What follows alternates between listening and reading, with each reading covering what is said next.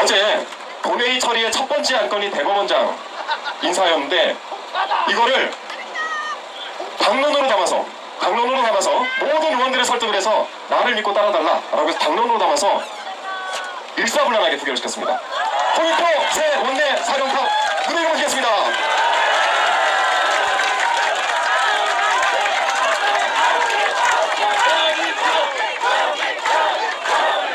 자, 저보다 진교훈을 한 세 번 해주시죠. 진교훈.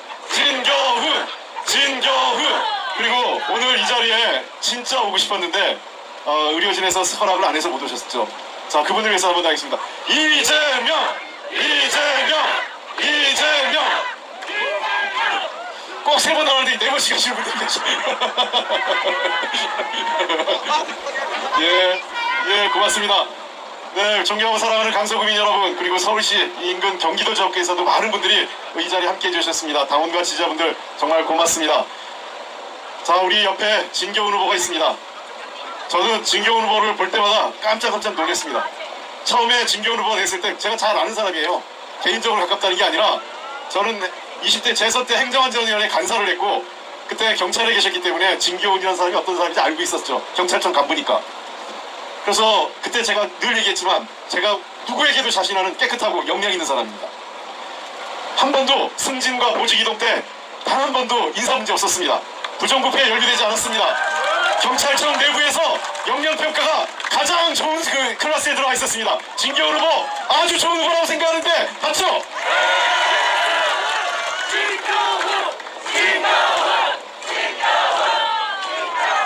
네.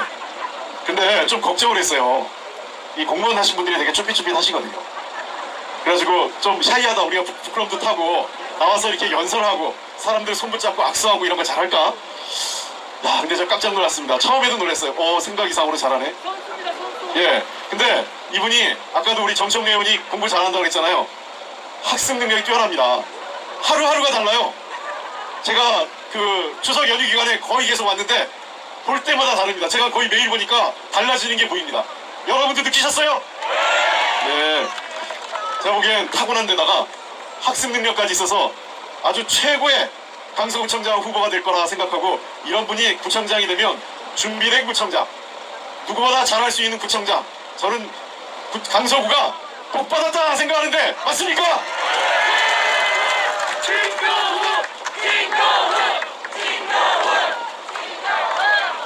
그리고 강서구에서 19년 살고 있습니다. 그냥 지나가듯이 사는, 집은 딴 데 있고 그 오피스텔 비슷한 거 하나 얻어가지고 월세로 사는 사람이 아니라, 과객이 아니라, 그런 사람들은 우리가 과객이라고 그러죠. 이분은 순수하게 이 지역에 19년에 그냥 살고 있습니다. 저도 사실 이 지역에서 한 17, 18년 살았습니다. 화곡동 성당 다녔고요. 그때 여기가 고등학교가 제가 다닐 때는 관악고등학교하고 영일고등학교 껴서 관악 아니면 영일로 갔는데 제가 관악을 나왔습니다. 이분은 여기서 그냥 살고 있는 이 지역 사람입니다. 이 지역에 애정이 있고요. 이 지역이 잘 돼야 자기도 잘 되는 겁니다. 그렇죠? 진정성 있고 마음을 담은 사람이 이 지역에 주인의식을 가진 사람이 잘하는 거지, 그저 손님처럼 끄내기처럼 자기는 강서구가 어딘지 모르는데 대통령이 하라고 하니까, 여당이 하라고 하니까 후보로 나와서 그저 당선되면 좀 있다가 또 딴 데로 마음 써서 가고, 이런 사람은 되겠습니까? 예. 그래서 저는 우리 진교훈 후보가 누구보다 서민의 아들, 강서에 태어난 분이기, 강서에서 살았던 분이기 때문에 강서구 서민들, 강서구민들의 애환과 원하는 것을 잘 압니다. 고도제한 문제, 지역 개발, 재개발, 재건축 문제, 또 여기 교육환경 문제, 또 이 지역의 일자리 문제, 이런 문제들을 다 워낙 알고 있고 여러분과 함께 소통하면서 잘 해낼 수 있습니다. 경찰 조직이 우리나라에서 제일 큰 행정조직입니다. 그 행정조직에 살림살이를 도맡아 한 사람이 원래 차장입니다. 청장이 아니라.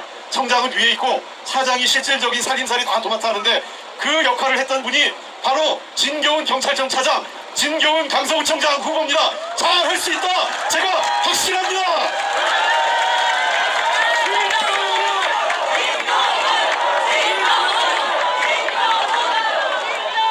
그리고 이 선거는 그저 구청장 한 명 뽑는 선거 아닙니다. 아까 그래서 자꾸 대선 캠프 같다, 누구는 서울시장 캠프 같다, 그럴 수밖에 없습니다.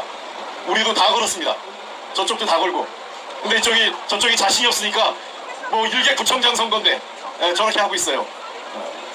이 선거는 구청장 선거 맞지만 단순히 구청장 선거가 아니라 1년 5개월 윤석열 정부의 오만과 독선, 무능과 무책임에 대한 확실한 심판입니다, 여러분!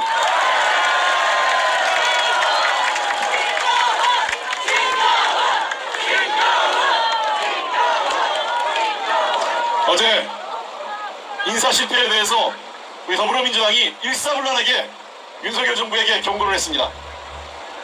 대법원장, 저쪽이 대통령실이 뭐라 그러냐면 국민을 인질 삼아 정치투쟁을 한다.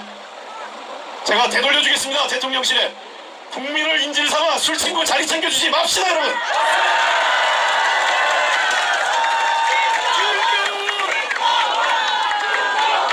제가 분명히 얘기했습니다. 국회는 인사청문제도와 임명동의는 국회의 권한입니다. 제대로 된 후보를 검증해서 이 사람이 그 자리에 적합한지 아닌지에서 책임지게 결정하는 게 국회입니다. 그걸 못하면 국회가 무능한 겁니다. 어제 대법원장 부적격으로 거부된 거에 대해서 책임은 대통령이 있습니다. 제가 이미 밝혔듯이 이런 부적격자 제3, 제4번에도 다 거부시켜버리겠습니다.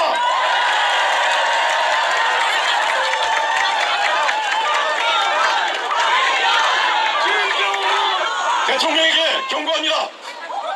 나쁜 후보를 보내서 억지로 부실 검증해서 임명시켜달라 요구하지 말고 우리가 검증해서 국민을 위해서 일할 수 있는 제대로 된 일꾼, 제대로 된 법관 보내라! 대통령에게 요구합니다.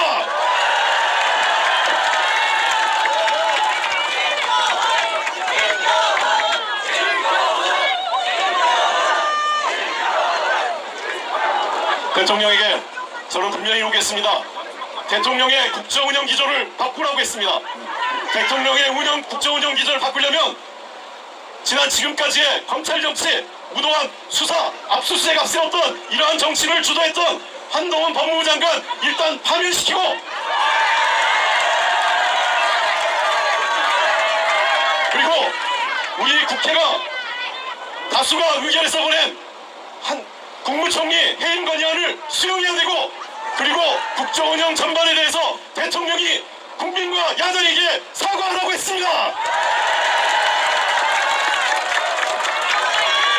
대통령이 이러한 우리의 주장을 받아서 국정기조를 바꾼다면 대화와 협치로 한다면 그렇게 하겠습니다. 그러나 대화와 독선으로 한다면 그 어떤 것도 우리는 맞설 준비가 돼 있습니다, 여러분.